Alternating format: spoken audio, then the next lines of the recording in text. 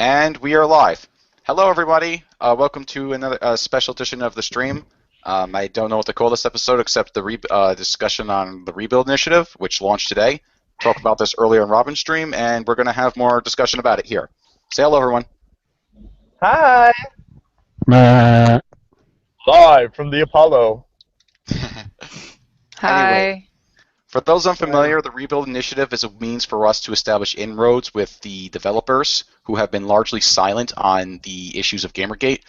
That is, to the corruption and bias in games journalism at the moment. We need to appeal. Okay, now that that's out of the way, we need to start writing in letters now to the ESA, that is the Entertainment Software Association, and the EMA, the Electronic Merchants Association. These two groups are very instrumental in the games development side of things. They're essentially lobbying trade unions who have come out and spoken on behalf of games development in the past, particularly on issues involving violence in video games when that was under fire back 10 years ago, and it's kind of being brought under fire again with just with different language. And if we can get them on our side to help in our fight in the consumer revolt, that would be a good boon for us and a good boon for them, and it would also create a better market in which we can have more direct communication with the people making the games and we the consumers. And the journalists will, instead of being gatekeepers, become mediators. And this also establishes end goals for Gamergate, which is what we need to do at the moment to have ourselves more directed and more focused. And this won't supplant Operation Disrespectful Nod. This will go alongside it. Operation Disrespectful Nod is getting rid of the old guard. This is putting in a new guard. What are your guys' thoughts on this? Anyone? That's beautiful, man. Thank you, Tara. it's about time. Yep. So, anyway. I think everyone's in shock and awe of the glory and the beauty of how magnificent this is. I cried a little bit. It was Oscar-winning material, to be honest. It was 10 out of King's 10. Speech level, yeah. Guys, you're making me blush. Oh, trust me, we were just lying.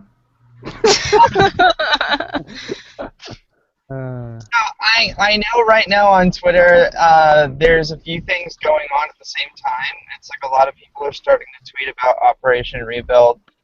And it's like I saw a tweet from Lo Ping shoved in between a tweet from Lizep.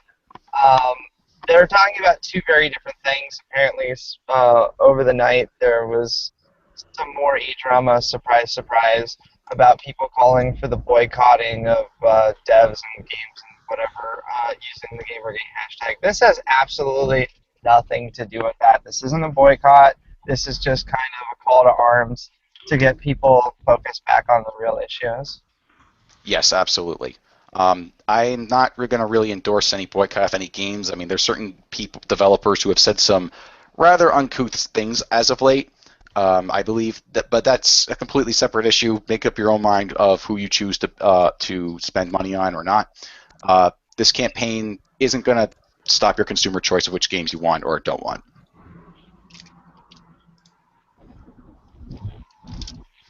Here. So I believe Sour had some questions. Yes. Yeah. Yeah, I just have some questions here. I just wanted to know, how do we know for sure that developers and publishers have been silent due to games journalism retaliation? Well, we know this because for one thing, we know a lot of developers have been very, very silent on the issues of Gamergate. It's been mostly hush-hush with some exceptions here and there, particularly on the AAA side of things. Indie devs have spoken out openly, and they've gotten massive backlash for it. The press has been very much trying to create this narrative wherein Gamergate is essentially using accusations of unethical practices in the journalistic scene as a shield to deflect the quote-unquote real reason we're going in we're doing this, which to them is essentially we're a hate movement and we hate women, even though we know that's not true. So because of this, people think that we're basically guilty of all kinds of dirty practices and stuff, and they will do everything they can to paint us in that picture because their jobs are kind of on the line when we make accusations against them, and they don't want that. So developers who speak out would naturally get backlash, and there has already been a bunch of developers who have gotten backlash, and a lot of developers have only been able to do so anonymously if they say anything at all. So there definitely is a push by the press and the power they wield to stop people from really even having a neutral stance on the issues.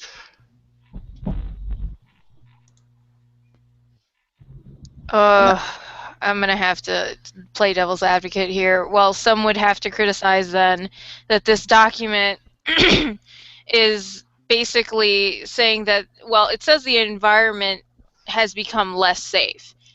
Now, some might say it might be the case because of Gamergate, that Gamergate has made the gaming environment unsafe for certain people.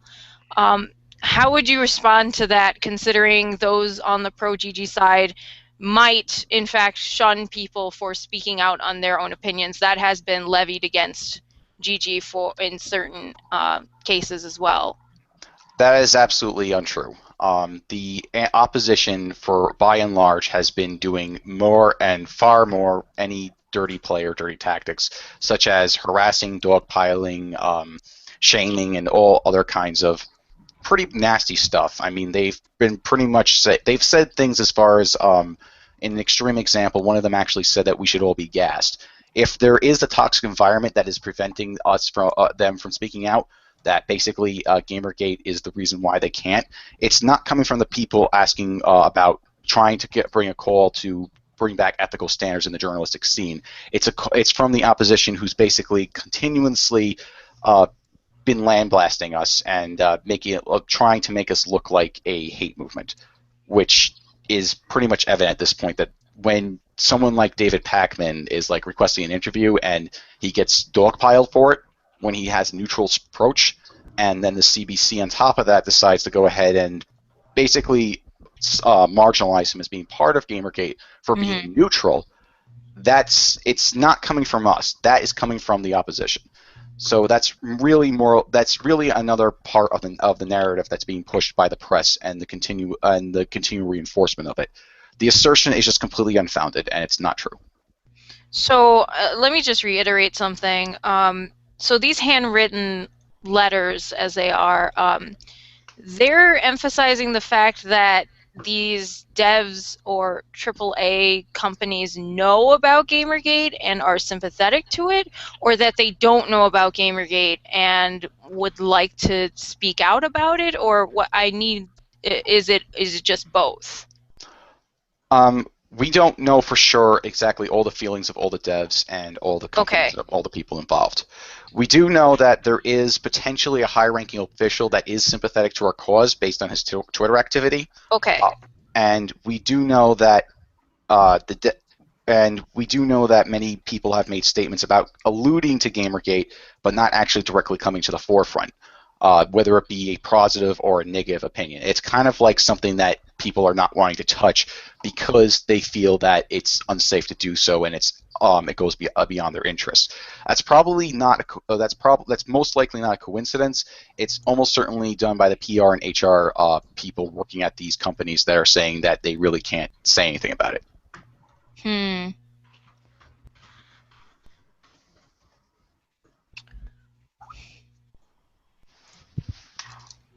Did you have more? Did you have another question? I do. It's more of the lines of anybody can really answer this, and I wanted to know specifically, is there a so-called separation between gamers and consumers and journalists and developers? Because that's what it sort of looks like, and from my political standpoint, it almost reminds me of politicians and voters and journalists, and how they all pretty much, it's a circle, and they're all supposed to basically benefit from each other and their activities. And when I look at it from, no offense to any game journalists out there, they just look like a joke at this point. No offense, but it doesn't seem as though that circle is being as honest or as unbiased as they claim it is. Well, what's going on is basically the journalists have been acting by and large under their own modus operandi. Basically, what I mean by that is they basically all the top websites of gaming journalists right now seem to all have the same, seem to be all ideologically aligned, and they also seem to have the same capitalistic interests as each other, and this has resulted in a lot of collusion, such But not, as sorry to interrupt you, but not only that, it seems as though it's the same ideology, which to me is quite astounding. yes, that is quite astounding, and it does seem like there is definitely a push for that ideology on the consumer base. A lot of times, games have actually been changed as a result of this, such as the game Smite was continuously blasted for pornifying goddesses, when in truth that was not the case. The developers actually did their legwork and their research on the mythological origins of all the characters in the game, including the goddesses, including the portrayals from ancient texts and such. I recommend, for more details on this, I recommend watching a video by the game theorists on this subject, or yes, that would be the one. And it's this kind of push that is really a problem. And it's also come into like the financial sector when it comes to review scores and who gets and which games get which reviews and how they hype things up only to tear them down. And a parallel to this could be celebrity culture, which is a big problem in America, where they will laud celebrities and then just use them to basically promote sensationalist articles and outrage pieces, like decrying them for like the littlest things about them. But when it comes to the gaming scene, when it comes to the gaming market, they will do the same thing, except not with celebrities, but with games.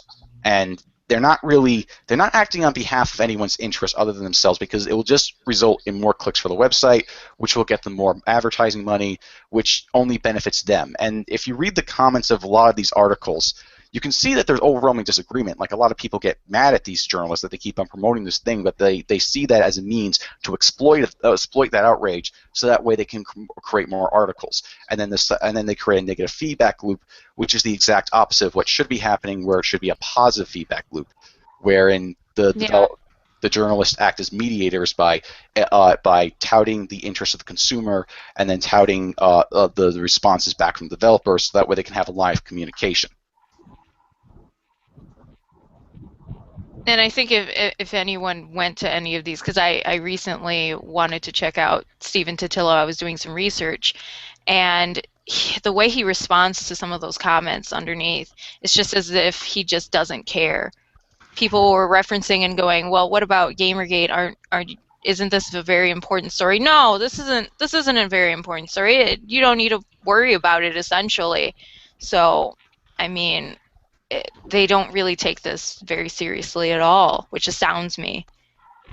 I think everyone needs to Google the term yellow journalism. Yeah. That's essentially what gaming, it's never been real journalism, ever. Real journalism would be a lot closer to the stuff we've seen from Eric Kane than anything we've seen on like Polygon or Kotaku or whatever.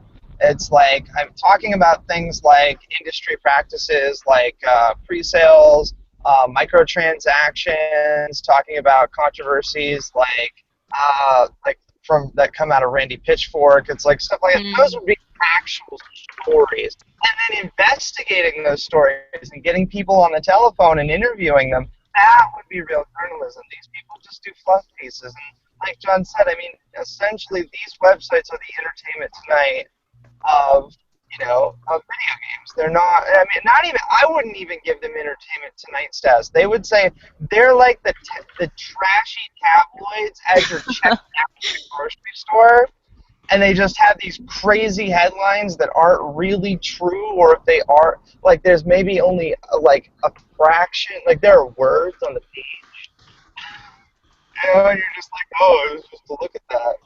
Octomom, it's like that's what yellow journalism is. we've reached a point where YouTubers such as Total Biscuit have better standards and ethical interests and are better commentators as a whole on the industry. And for instance, another person who's going onto the YouTube scene, Jim Sterling. That's true. Yeah, he's decided that he doesn't want to work with Escapists anymore, so he's taking his brand and promoting it on YouTube. I'm not a big fan of Jim Sterling personally, but I fully support his decision in doing this because then I think he can have his own. I think he'd establish like a new media, which would be part of which would help in stabilizing, like removing power from the old guard, essentially. At this point, like the old guard seems to just want to stifle creativity and freedom of like making original art in games, and they also seem to be wanting to stifle create this.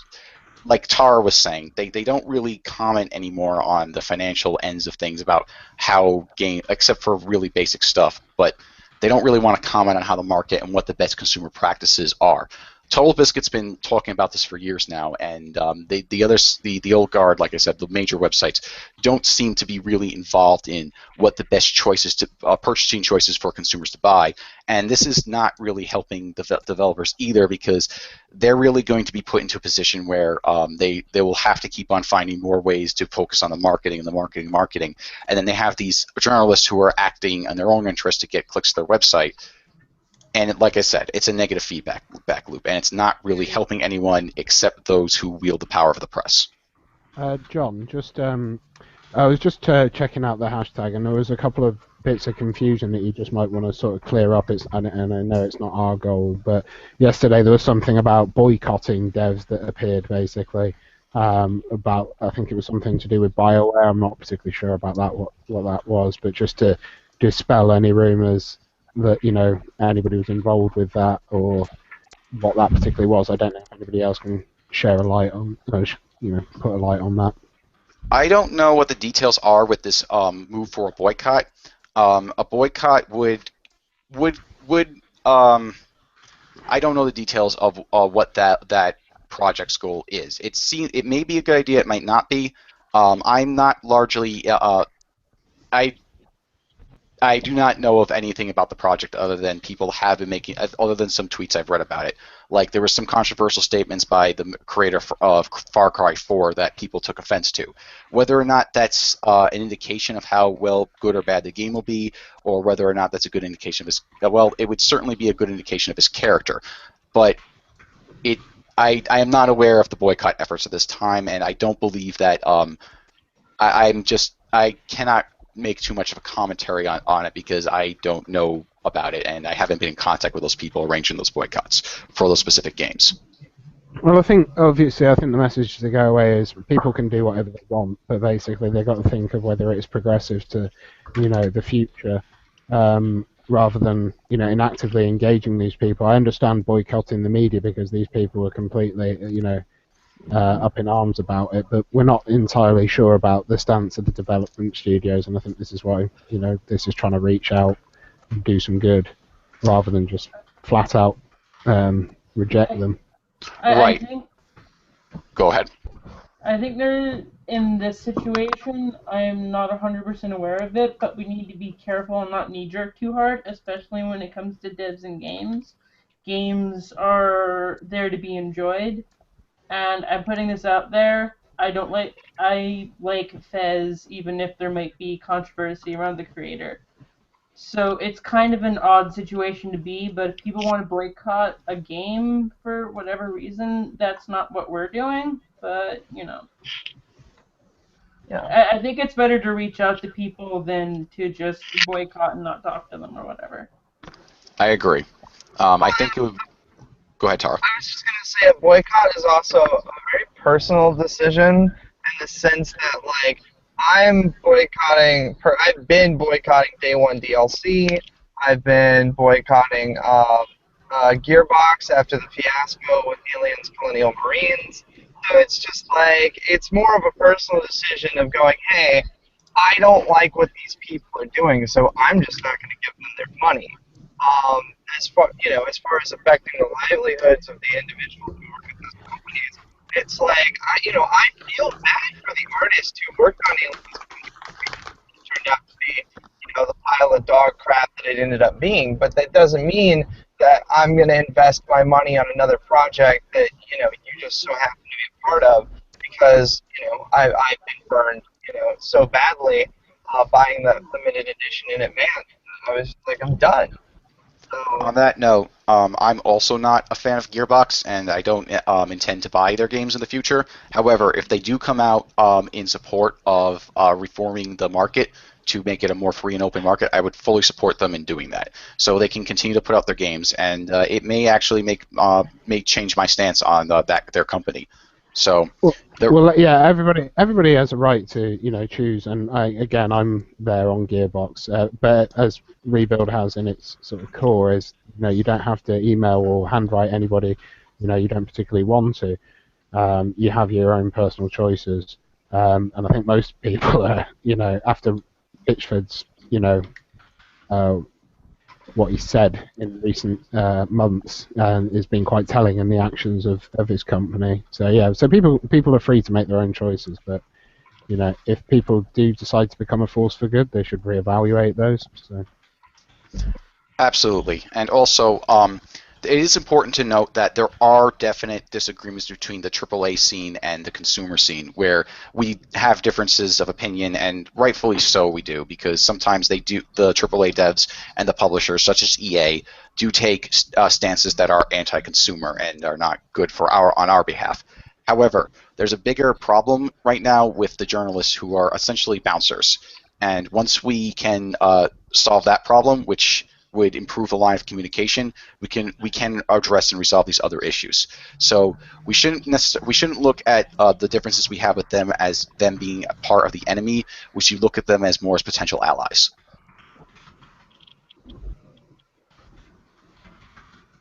On that note, I have another question. It might sound silly, but why handwritten letters? Oh, and when I do cards, because I make cards, yeah, that's a girly thing I do. Can I photograph them and share them, or like, is there any specifically that you would like to do, or? Yeah, actually, that would be a good idea too. The more personalization you put into something, the more effort it shows. A handwritten letter shows that you took more effort and more time to craft it than just sending an email. Okay. Literally and metaphorically, a letter, it doesn't have to be handwritten necessarily. You could type it out on a keyboard and then print it out. A letter sent in the mail, literally and metaphorically, has more weight than 100 emails. So if we do it, it will show that people are really more interested in this than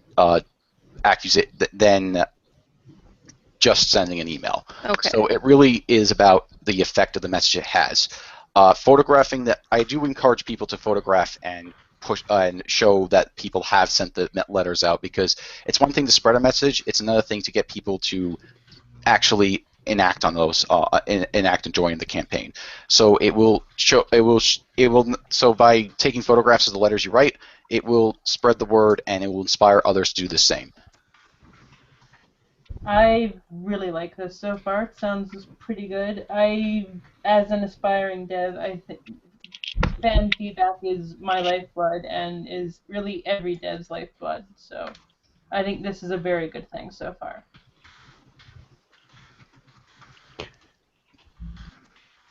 Yes, it is. It's all about it's all about what the name implies. Rebuild. We're building. We can't just tear down. We have to put something else in its place.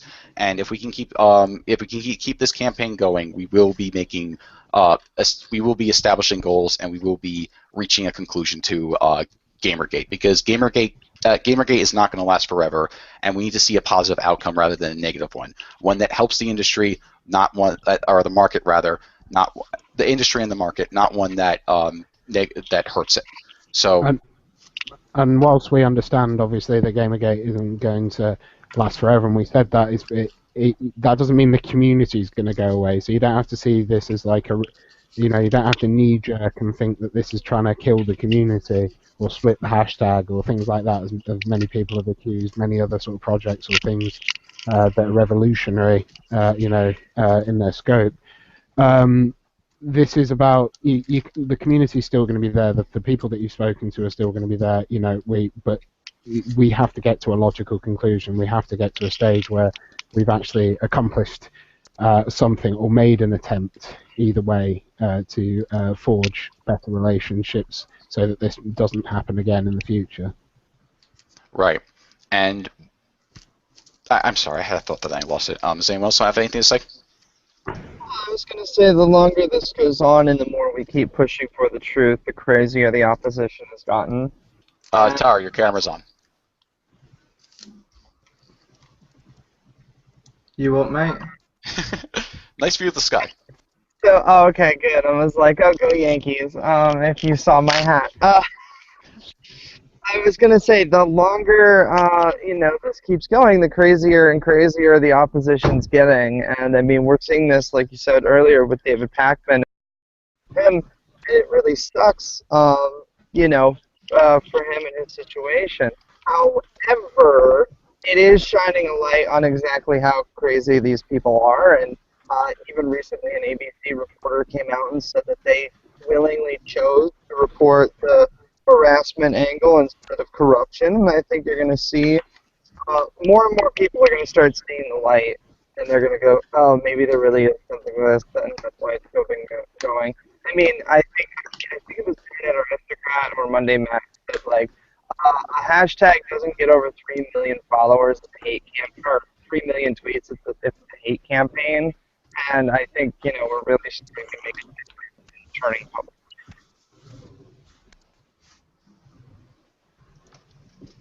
Right. Yes. Sorry, Pigeon, go ahead. No, sorry, I was just agreeing and trying to fill that out. So, where's Sal at the moment? I'm here. I'm just looking at stuff. I'm looking at the key points specifically. They seem very empathetic, and I think that's a refreshing thing, I think, to see from, because our image is supposedly being tarnished by all fronts. I mean, media and certain game developers, indie, mind you. I think it's sort of, I like this idea so far. What's the chat saying at the moment? Let's see. Pain isn't fun. I'm not being derpy. But I was just wondering, why is the document specifically focusing on empathy? Like, is that something you're trying to push right now? Why right now, out of all the times you could do it? We need to show that we need to show that we do care about the industry. We need to show that we're not just like I said. We need to show that we're not just going to we're not constantly on attack just for the sake of being so, just for the sake of being outraged. We are gamers. We do care about the games we love. This is about establishing, making sure that we have our say within the medium, and we're not being silenced or censored by the journalistic websites or by certain interested parties who don't really have any feelings or care about the games industry. They just want to push an agenda or push their capital or something along those lines. We've seen a bunch. We are trying to make a positive campaign with this, and by showing empathy to the developers, we show that basically we do care about their work, we do appreciate what they do, and we want them to be on our side. I like it. I mean, this is extremely positive. I think this is what I've been actually waiting for. Because I don't know if I'm the only one in this, but I'm just tired of the negativity, to be quite frank. Mm-hmm. I really needed something refreshing and just positive. Considering, I mean, the key points here talk about your experiences, how gaming has affected you personally, and what it means to you. I mean, Gwen did a video about what tabletop means to her, and I think if from along those lines, it makes it personal. Yeah, whilst we've done lots of, feel-good stuff in the community, the message is somehow, been sort of lost about what we're trying to do overall, and I think this just really focuses it, on. And I think as well, we haven't been so much under attack in recent times, so it's allowed us to sort of focus on actually putting something coherent out there that will do some good. So I think it's the right time, and I think people are in the right frame of mind to start doing this. So. Yep. Yeah, I made a video where I talked about what gaming and tabletop meant to me, and I'm thinking if more people should make similar videos talking about just or even just post and send these emails and just talk about what this really means to you. I mean, to the many people since the Not Your Shield How Gaming Saved Their Lives video have spoken up, in comments and places about how video games kept them from suicide, and I'm one of those. And I think these messages need to get out there more. Games are important, and we love games, and we like people who make games. And this is really just about the games. About instead of the media tearing people down, we should just be pushing people up. That's all. I'm being derpy, but that's what I wanted to say. No, I totally understand, and I agree with that. We should do more talking about games. We shouldn't be so on the offensive that we just lose sight of the greater picture. Like, for instance, sometimes we could just tweet out, okay, what's your favorite games, and then just list 3 games. Or on the streams, a lot of times you have a lull and there's nothing to talk about. Talk about some gaming-related stuff, or even just talk about some more. Or instead of constantly bickering about SJWs, for instance, talk about what's been going on through your day and what you've been going through essentially, and try to show that our community isn't all about constantly bickering about what's going on in Tumblr, or what's constantly going on, what's about in or what the feminists are up to, or what this group of people are up to, and that would really help. I sort of have an extra question now that I'm looking at this again. What are your experiences with game journalists, and how have they positively or negatively impacted your experience with gaming? I don't know about this one, because potentially it could become a negative fest in a way.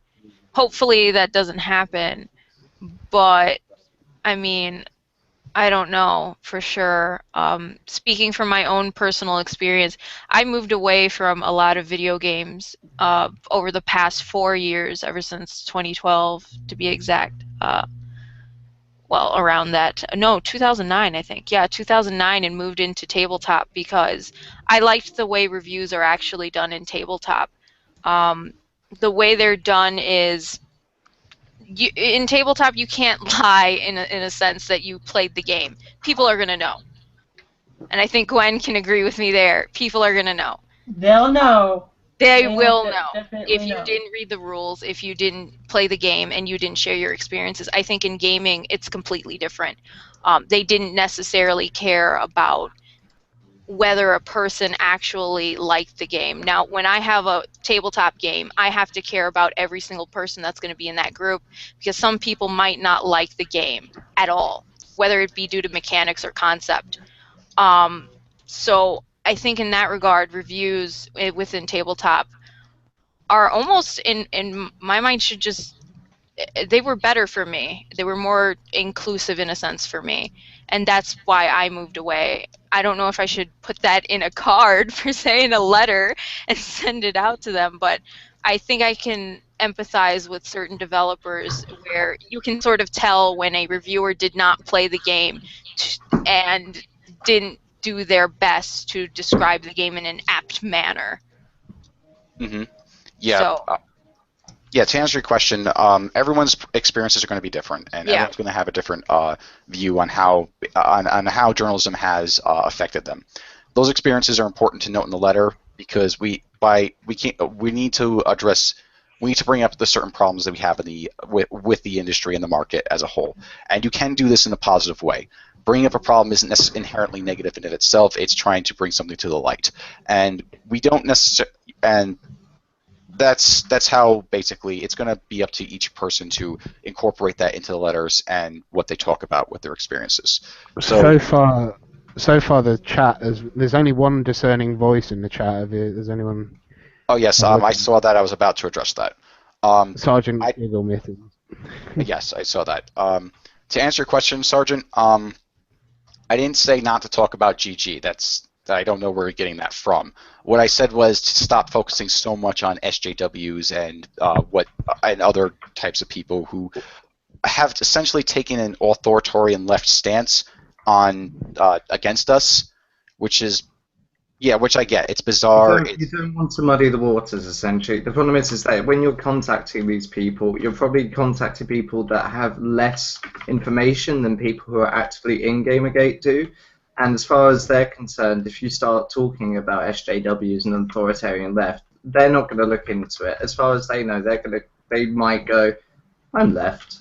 I don't know how to feel about this," you know. So that's why it shouldn't be about that. It's very easy to muddy the message. Well, if you look back up, he's not really a discerning voice. He's more of a dissenting voice. If you are unwilling to destroy the flow of money, you are wasting your time. Ubisoft, Blizzard, BioWare, all anti-GG, boycott them. Well, that's your opinion, dude. And that's just like your opinion. Nope. As they say in the Big Lebowski, that's like your opinion, man. Yeah. I haven't played any of their games in so long I guess I just play cheaper, smaller games. But at the end of the day, what we're really looking at is this whole event. Gamergate is about games. Yes, there are many shades of these SJW people causing problems, and while there may be a tie, what really matters is focusing on the games, the people that make games, the companies that publish games, and, remember that, this is all about games. It's not about SJWs. They want this to be about them, but this is not about them. This is about games and us wanting to play games and us wanting honest, ethical review standards. We also want to let devs and publishers know we care and that we enjoy what they're doing, and we want everyone to just, focus and remember and remind it's games. And while we can mess with the social stuff, it's kind of a side thing. There's so much of an inherent issue with Sergeant Giggle Mitten's argument at the moment that it could do with its own stream, basically, to talk about. But as Razorblade said, there's no need to boycott gaming companies. They're also boycotting themselves by releasing shitty games. And that's true. People vote with their wallets anyway. I mean, I'm not going to buy a game that doesn't appeal to me in the first place. And I'm not going to judge a company entirely by, just a couple of people who are loosely affiliated. I mean, there's only been one that came out, from Blizzard, and that was, actually, there might have been two, but the one was a senior copywriter. That's not someone that totally has, an effect on what goes into the game, the engine, or anything like that at all. It's like people are allowed to have their opinions. It's just it's when they become contradictory and when they're excluding sort of people. But that person wasn't a game dev that commented on that. So as I was saying, we could have this conversation in another stream, because it is rather a large sort of thing to boycott an entire company based on the actions of just two people. And some of which might not be game devs in the first place. That's just how I feel, anyway. Yeah, the issues with SJWs is really a part of a greater war. It's not really what we're focused on here in Gamergate. What we're focused on is the corruption and bias in journalism. The whole social politics there going on right now, and I agree that there's a lot of problems right now that need to be addressed. However, you do need to know, need to note that there is essentially, they are two different things, even though they're related. And I believe that the more we get dragged into the greater war, the more we stop focusing on the battles of Gamergate, the less focused we become, and that will ultimately undo us. So we have to stay focused on this, and we have to prioritize what battles we can and cannot fight. Also, Black Knight just messaged me and he wants to come in, and I'm going to invite him on, so he should be here shortly. Great. Fucking great. Do we know any? Win the corruption issue, break their income, if that's something that really matters to you. Yeah, do we know? I mean, this Giggle Mittens is saying that there are devs that have been fired for supporting GG. Do we know any AAA devs that have been kicked out? For this at all? Not for having AAA. No. So I mean, that's mainly who we're trying to appeal to. To give them an opportunity without recrimination, basically, for speaking out. So you're kind of missing the point there, Mittens. So. I think in large, what the people who have been trolling us since day one of those to continue to focus on them and on SJWs in fighting instead of actually accomplishing something.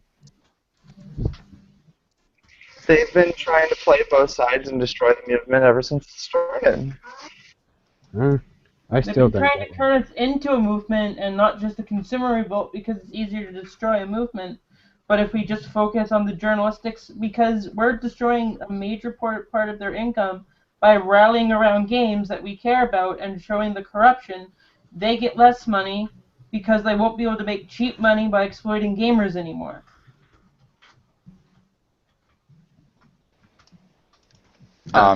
To add, I apologize. I lost my train of thought again. Pigeon, what were you saying before about fucking A or something? Nothing. Fucking A. Yeah, I'm literally gonna not pay attention to this half of this chat because there's somebody in there that's trying to rewrite the history of Gamergate, and then there's Mittens, which is just going around in circles. So. Don't disrespect the chat. They can feel free to discuss. Oh no, they can, but some of it is just. It seems to be a bit. Unproductive. Yeah, especially Let's get Gabriel off the Gray. rebuild because I think we're getting distracted. Well, I'm hiding the chat because Gabriel Gray is just literally trying to rewrite the beginning of Gamergate. So. What's that? Sorry. No, if you look. I'd like to introduce Black Knight. I thought he might not come on board, but apparently he's feeling better. So welcome, Black Knight. Hello. How you doing? Pretty good. Hey, no.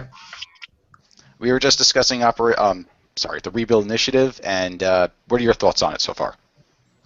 I'm feeling pretty good about it. It's something that needs to be done. A new front for Gamergate, get more people involved, bring the developers and publishers in. Since they're being quiet either because it's the politically sound thing to do or because they have to due to their current relationship with the journalists. If there's a way that we can get developers, allow them to speak out, I mean, either positively or negatively about Gamergate, but just to allow them to speak at all, that would be a great step. Mm-hmm. I mean, we can have all sorts of different opinions within this. It's the fact that it seems that the only response that we've been getting, for the most part, has been radio silence. And that's what we want to address. Yeah, we just need the outreach to developers so that they're able to give their own opinions on this whole thing that's been happening in gaming with the gamers. Since you think with such an upheaval within their own business, they'd comment on it. Mm-hmm. Yeah, and also hopefully it will.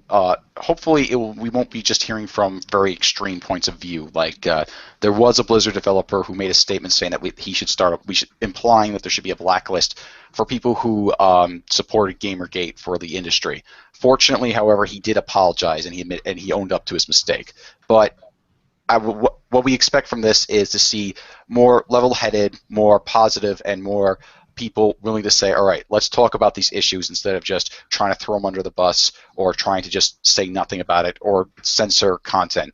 Like on the Blizzard forums, for instance, there's been many, many people who have been trying to talk about Gamergate but can't because the moderators there just delete all the comments and discussion threads.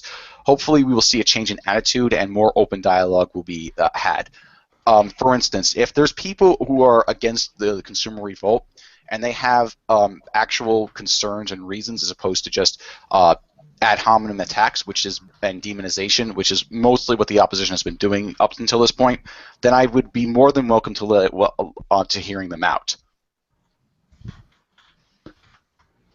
Of course.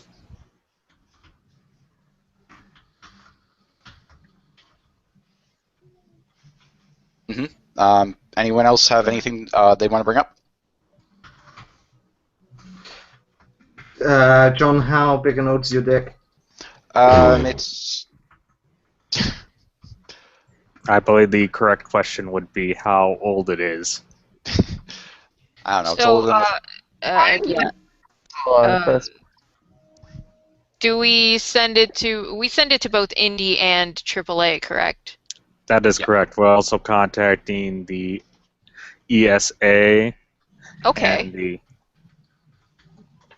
yes, which is also, basically the I don't want to say it's the union, but it's like the trade organization, but it encompasses almost all the major game developers. Okay. See, this is pretty nice because it personalizes Gamergate in a way that they probably couldn't see elsewhere. They'll probably get their news from a Gawker site. Even more than that, it personalizes gamers, Yeah, their audience. it's a good point. Yeah. Yeah, the big thing is we're pushing for a handwritten letter campaign, and I've been told a lot of times that a single well-written handwritten letter is worth 10,000 or 100,000 emails. Because in this day and age of the digital media, I mean, to take the time and effort to sit down, write a letter, and then send it. A lot of people don't want to do that. Doesn't it? Like, It does. whereas an email is very easy to do. You don't have to be particularly have an emotional interest in the issue to send an email. Yeah, it's like you can just copy paste what people want you to send, just send it from your account, send, done, 5 minutes or less, 2 minutes actually. Yep, that's pretty much it. Oh my gosh, get ready, AAA developers. You're going to see my awesome stationery. This is going to be great. Right, in giant jumbo crayon. No, shower. And special. I like basketball in the game. on that How note, did you know? On that note, where was it? All right. While we are trying to primarily contact the Entertainment Software Association and the Electronic Merchants Associations, we are also trying to contact the dev studios and indie devs on these issues, so that way we can cast a wide net and we can appeal to as many people in the game's creation scenes as possible. So if you feel inclined to send letters to game developers that you particularly support or that you think would be more interested to speaking out on these issues, then by all means, write them letters, email them. So well said. Thank you, Pigeon. Or am I falling for your sarcasm again? No, that wasn't sarcasm. So yeah, is there anything else? Any questions from the chat or anything? Yeah, let's take a few questions from the chat. We gotta wait a bit for them to actually hear about the whole because of the stream delay. We'll just comment what's in there right now. Well, right now they're talking about the history of Gamergate, which I don't want to get into on this stream. I'll be more than happy to talk about that on another stream. Oh, Are you trying God, to send Gabriel. What What? is- Oh, Gabriel Gray is stuck on the IRC chat as like what happened, you know, in Gamergate, and oh, it's just so funny. Somebody's stuck in the beginning of times of this. It's been like 3 months, and people still go back to that. Well, on that note, if you feel that at the beginning of this, basically there was a lot of wrongdoing by people who are now associated with Gamergate, I guess because Gamergate didn't actually exist back then, do note that just because something happens that may be bad, for instance, the original Zoe post.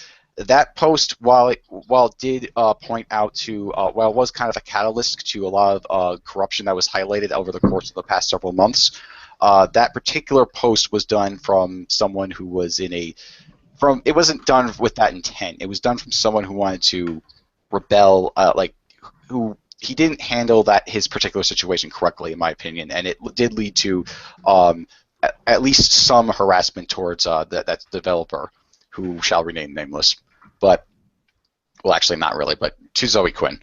And that's not really part of Gamergate. The things that people were more interested in was the links between Zoe Quinn and Nathan Grayson. And to be honest, Nathan Grayson was the one who should have been getting most of the flack, not Zoe Quinn. Nathan Grayson was the one who was implicated in his involvement with Zoe. Now, I believe that the situation could have been handled if they just fully disclosed the full nature of their relationship. Not any intimate details. I don't care what they do in the bedroom or don't do in the bedroom, but the nature of the relationship, as in how they knew each other and how friendly they were to each other, and whether or not there was a bias there in pieces that Nathan Grayson wrote. One of these claims that Nathan Grayson wrote a positive review of Zoe Quinn's game has been thoroughly debunked, but other implications of Nathan Grayson that he gave for positive coverage have not been, and the waters get very murky at this point onwards. But what really kicked off Gamergate wasn't that. It was the Gamers Are Dead articles that was done in response to it, and the massive censorship campaign that these websites went on to. The cover-up is worse than the crime. And if Stephen Totilo just made a statement about it, he could have just nipped this in the bud, and we wouldn't be here talking about the greater issues. So, in a sense, this whole Zoe drama needed to happen in order for positive change to occur. So, I don't believe that just because there was some wrongdoings before the start of this, that invalidates everything else that came afterwards. By that logic, the Civil War, slavery, all the black people should be slaves because of the Civil War, because it started with the war, and wars are bad. So because a war resolves something, the results of the war must also be bad. It does not make sense to me, so I don't buy that logic. I don't even think the post itself was due to how it showed the overall collusion even beyond just a relationship that Quinn had. I mean, if you had the whole Wizard Chan incident and how they were basically... Black Knight, you're cutting out there. Oh, can you hear me? Yes. Okay. I was just saying, in terms of just the stories he recounted in terms of how her interactions with the game's media, like in regards to the Wizard Chan incident. Moving on to... Well, I just wanted to address that because the chat was bringing it up, and I'll also... There's no point bringing up the trying to counter Gabriel Gray. They've got the person's got their entire warped view on how it actually happened, or their entire view on how it happened, and they're not going to be persuaded otherwise. So we should just move on from that because it's got absolutely nothing to do with what we're trying to accomplish now. So here's another question from the chat if we want to ask that. But it says, do you think that there will be a larger cultural backlash after Gamergate finishes? I'll answer first. In my opinion, I don't know. I can't say. I mean, no one can predict the future, and I think there might be if Gamergate fails in its objectives and it just fizzles out, there actually might be a bigger backlash later on. There might be another incident which sparks this whole thing over again, and it may be on a wider scale. I don't know. It may also be that basically there is positive change that we want, and the culture war kind of subsides for a little while. Maybe there's some peace, and we just make some compromises. Or I don't know. I can't be sure exactly what the future will hold in that regard. So I can speculate, but ultimately my speculation will be in vain because I can make 1,000 predictions, and all of them will most likely be wrong. I agree. They probably will be. I think look at the timeline of nerd culture. I mean, let's face it, video games came under attack in the 80s and throughout the 90s by, the right, by, sex-negative feminists, and, all that different, culture war that happened then. Joe Lieberman at the time wanted to get a constitutional ban on video games. Then, of course, we had the establishment of the rating system, and then everything kind of went away. And now you're just having a reemergence of the same kind of rhetoric and ideology, that the professors are now teaching that failed professors that failed to get this done are now teaching, You're you know, cutting new out a lot, generation. sir. I'll just stop.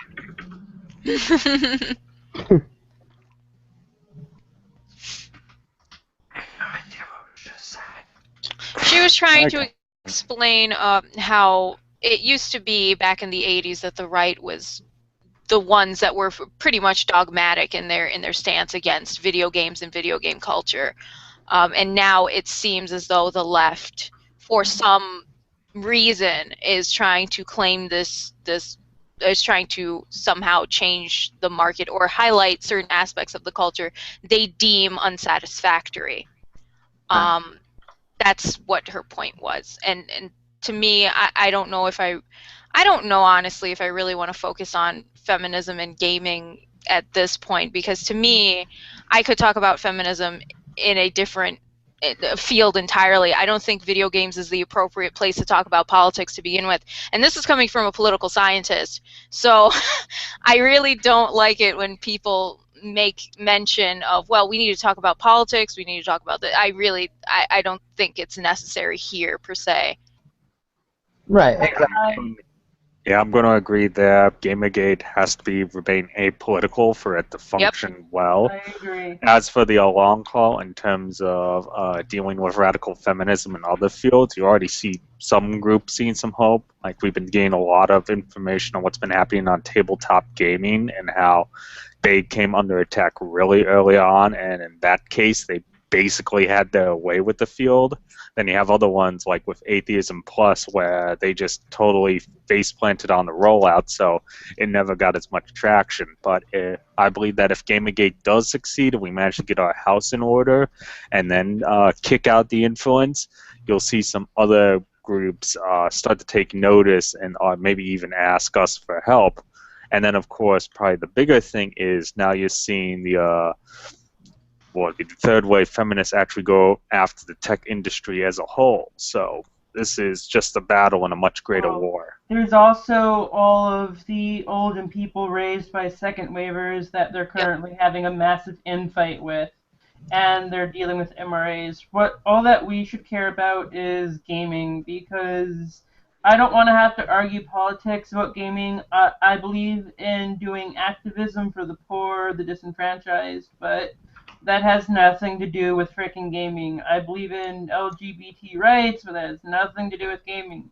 If there's a gay character in a game, and there have been, and they're not, and not in the way that these people seem to want, which is tokenism, and that's fine. I want to make my own games with LGBT characters, but I'll make my own frickin' games.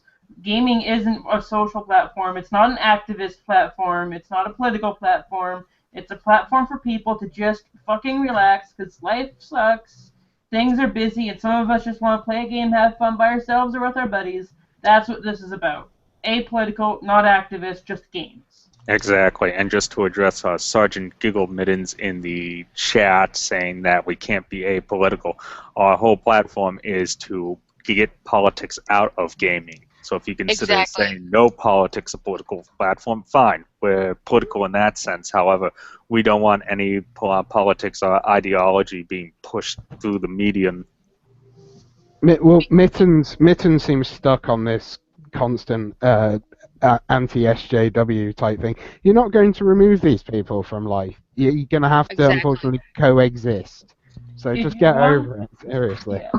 If you want to deal with SJWs, that's a different fight, and it's a very long-term fight. All I care about is making gaming apolitical and not a platform for your slacktivism. If you really want to do something, if you want to make a game with positive characters, like if you look at the Street Fighter games, you get people from all different colors and backgrounds and everything, and those games are amazing. Now, if you and they were freaking done in Japan, and they're doing it right. If you want to do your game with whatever kind of thing you want, and it's a good game, then it will get support. Let people make the games they want. Let's not tell them what they can and can't do politically. Exactly. And if you want to make a good game based on SJW values, and it's a good game, you know, not something like boring and dumb that the online articles is going to say is good when it's not, fine, do it. But make a game and stop doing all this crazy political shit. Just make a game so people can have frickin' fun. As far as the point of cultural backlash, I really need the context of that. Are you saying that Gamergate will have a backlash against hardcore gamers, or are you talking about the battle that other people like myself will continue to have with SJWs for fucking up their lives? That's the question I have to the people in the chat that I can't read because I'm on my phone.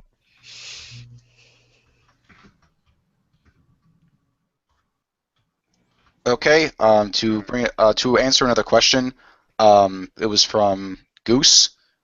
He asks, hold on one moment, let me just scroll up again. Mittens, if you're still here, pop in the chat and instead of furiously hammering on the keyboard, seriously, if you've got Be problems. nice, sir, be nice. I'm saying, come in the chat. If you've got time, come in the chat. All right. Seriously. Yeah, I mean, he's now saying that because we want to have the sorry, got kind of just got parked at the station and never took off. He's just arguing that we're censoring games that are not social justice warrior oriented. No, we're not.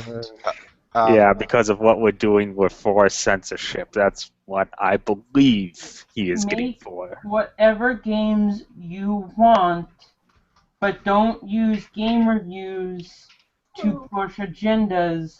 Don't use places where people are going to find out what's going on with their games to push agendas. Don't push agendas. This isn't your political fight. This isn't your activist fight. I don't care if you're right, left, or bumfuck, whatever. And Rebuild is about games and game devs. So can we stop talking about these SJW people? They don't matter. And also on that, two things on that note. When they say that we are force censoring their games, I don't know where they're coming from. We're not against their games. We're not against their games' existence. I mean, like Sour showed me a couple of their Feelings games, and I didn't like them. I play them all the time, and I think the concept was there. Like some of them, they want to highlight certain LGBTQ topics, and that's fine. But the execution is a little flawed, in my opinion. But they have every right to make whatever game jam, whatever games they want to make. I'll just play them and be sarcastic about it, because that's just how I am with almost every game. You know what? I need to start telling them how to make their games better. But it's like, President 2014. I would never want anyone to censor anything of that sort, because that's honestly what they try to do. And honestly, I get where he's coming from.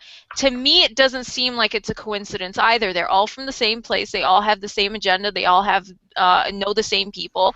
They all just so happen to drink the same Kool-Aid. So really, I understand why they want to talk about that. But at this point, that doesn't really move us forward in a positive way.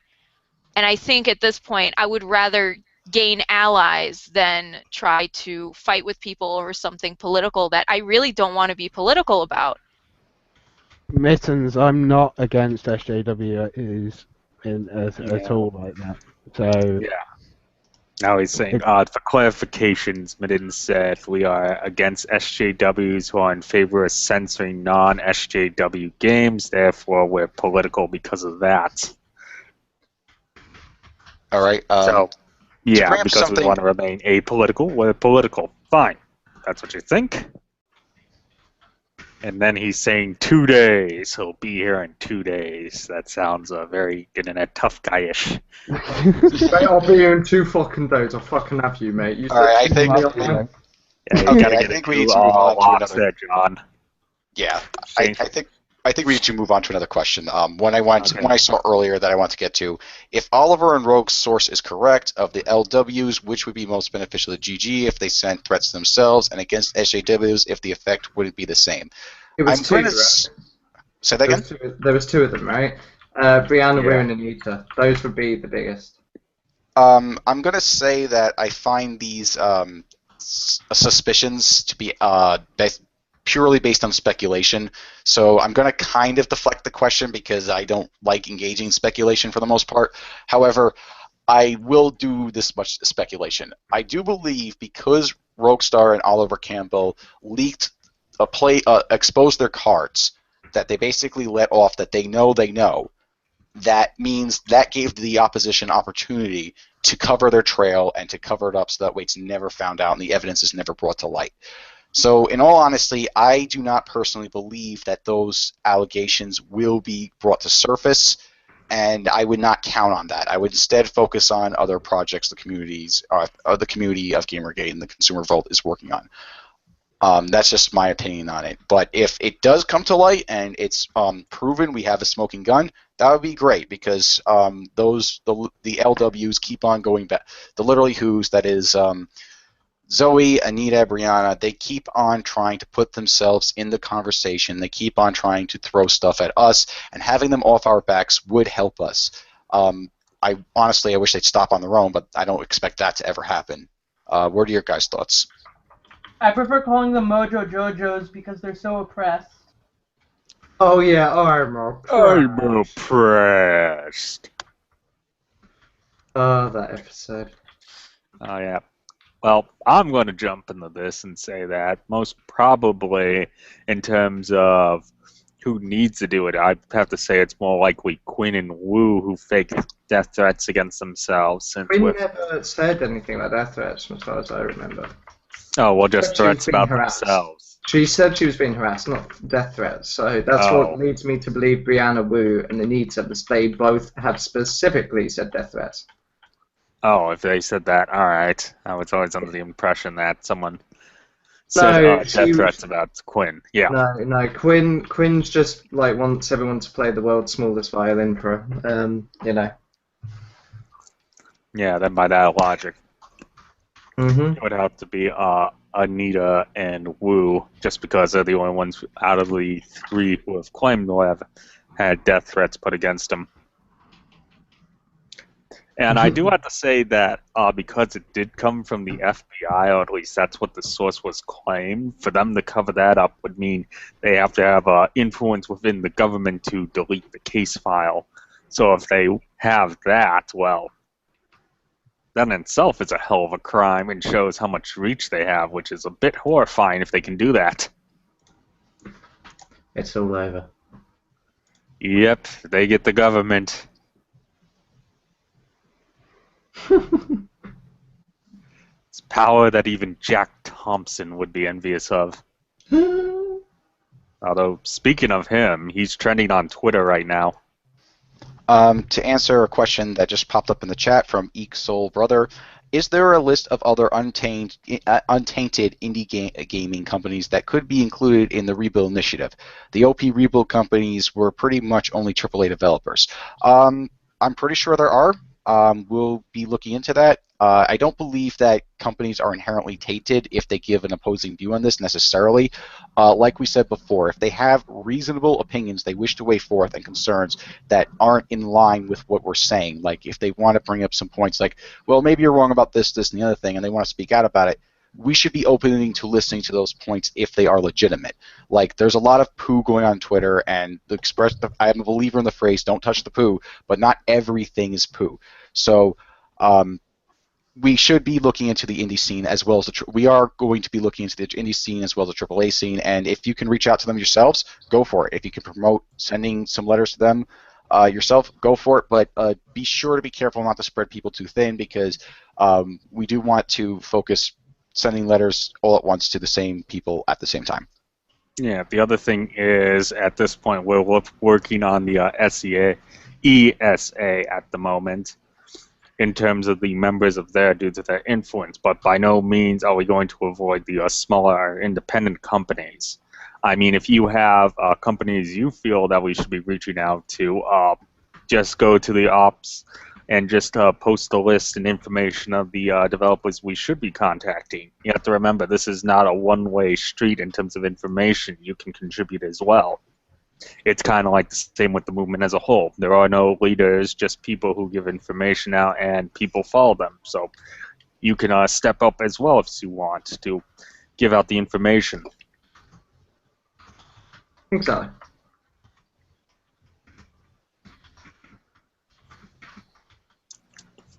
Any other questions? Oh, What will you impression. stick with, Trey? The impression Ollie and Rogue gave was the agencies in questions had indeed established that they did in fact threaten themselves, and it was not just that it was being investigated. Oh. When? Why have we all missed this? Because I've been on a lot of Gamergate streams and everyone seems to have missed that, if that's true. What? What did we miss? Apparently it's been, am I wrong in saying that someone said it was proven that someone threatened themselves? It has not been they proven. No, someone in chat said that, I think. Like, that's what I was asking. Well, the impression Ollie and Rogue gave was that, so from how there isn't any direct evidence or smoking gun per se, it's just that Oliver and Rogue Star gave the impression. The impression. Well, it was more Oliver that gave it. Rogue just Yes. backed up the source. That was but it hasn't been confirmed, so I don't know why we're even talking about it. It's absolutely irrelevant at this point. But my ethics. I think that's what some people need to step away from, this constant polarization of SJWs versus supposedly normal people and things like that. It's really hampering people's logic, and thinking with regards to how we're trying to communicate with one another. I did like SJWs, and I am in total agreement with you. I think that's where that Mittens was coming from, basically. It's like, it's just, what we're trying to do is to literally give these people an opportunity to speak. If they are being bullied, it might not necessarily be for X amount of reasons or Y amount of reasons, or they might not basically agree with, the stances and things like that, but they have their right, to speak without fear of basically not being able to sort of toe the party line and have their jobs put at risk. But what they say might not be, in coherence with what a lot of people want to think. You've got to think beyond sort of like these partisan type of lines. To wrap this question up, all we really know is that Oliver said that 2 people threatened themselves. That's it. We don't know anything other than that. So let's just leave it at that. Well, and if something comes of it, good. If something doesn't come of it, no loss. Yeah. Okay. We'll be wrapping up the show shortly, I believe, although we may have someone hop on. If they get back in touch with me, I'm not sure. But let's just close out and talk about Rebuild a bit more. This campaign relies on you, the individuals, to write these letters and to send them out there. We need to show the number of people in support of it, and we need those letters sent, we need those emails sent, and put in your best effort. It'll only take about 15 minutes of your time per day. Just send one to the ESA and one to the EMA to start. Send one to developers you love, and garner their support. Yeah, and then also in case one of the letters of the day is to a company you don't like, it would be like, say, hey, we should write to Ubisoft, considering a lot of people are going to hold their nose to that. You have to remember, we're still the consumers and they're still the producers. They still have to try to listen to us. If we don't buy what they make, they still have to pander to our needs. So just remember, even though it seems like, Ubisoft is just producing pure shit, we still have power over them to buy their products. Yeah, I heard that Far Cry was good.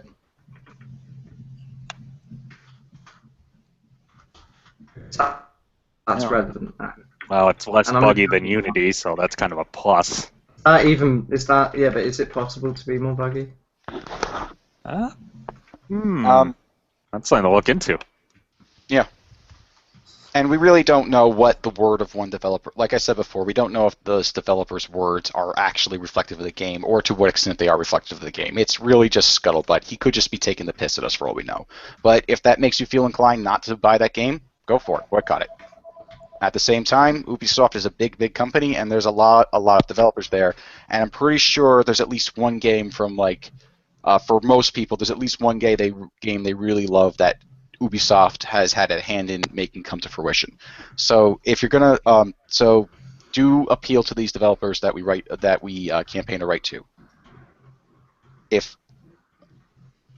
Just remember, it's strength in numbers. The more handwritten letters they get, the more likely it's going to catch their attention, and the more likely we'll be able to open a dialogue and rebuild relationships. Mm-hmm. And also, Facial Goose has another question. With reference to the Unity launch, would critical letters that express disappointment but confidence that they'll fix the issues fall within the purview of rebuild? I would say that maybe. It depends on how you write it and if you think it's important to include.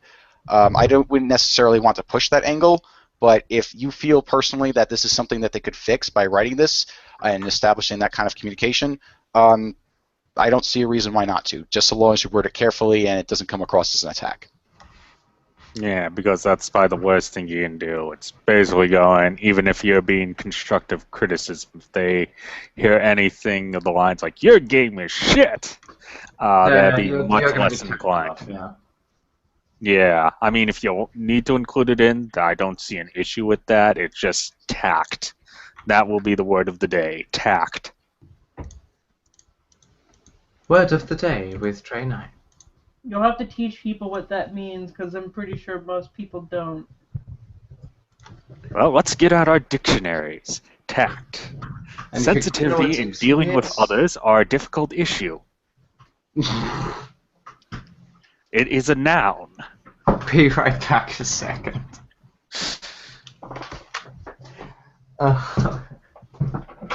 We may have to end every show with Trey Knight giving the word of the day.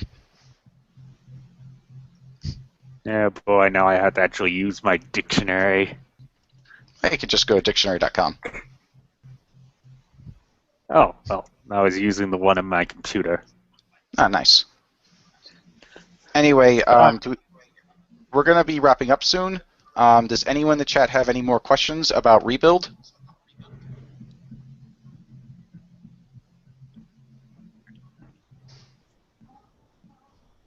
Nope, yeah, it's going to be a minute delay, so we got to fill the dead air.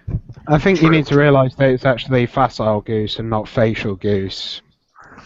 If you do want to give the goose a facial, feel free, but that's on your own dime. Nah, I'd rather. Why? Wait, what? Back. What happened whilst I was gone? Black Knight proposed to Serb, and that he accepted, and now there's a wedding going to be happening. Have you next proposed week. to Sour? Yeah. I'll never marry a Brit. I like how it wasn't the guy for you; it was the Brit. You were like, a guy I can deal with, but. Hey, I gotta have some standards. Hey, oh.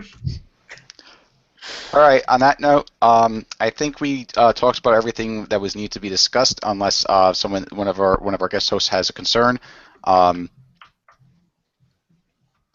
right. On that note, I'll just close off the show. Thanks to everyone who tuned in to watch. The show can't be done without you viewers, and also thanks to my co-hosts, Knight, Serb, Pidge, Gwendolyn Knight, Sour, and Tar, who seems to be an absentia. Thank you all for watching, and thanks for all your input. Thanks for your questions, and please do write those letters. They're very important that you send them out. Otherwise, the Rebuild Initiative will not work. Thank you for spending your time, and I hope we answered your concerns. And have a good night. 9/11 was an inside job. Good night. Good night. Good night. Sorry, I was late. That's all right. Have a good night, everybody.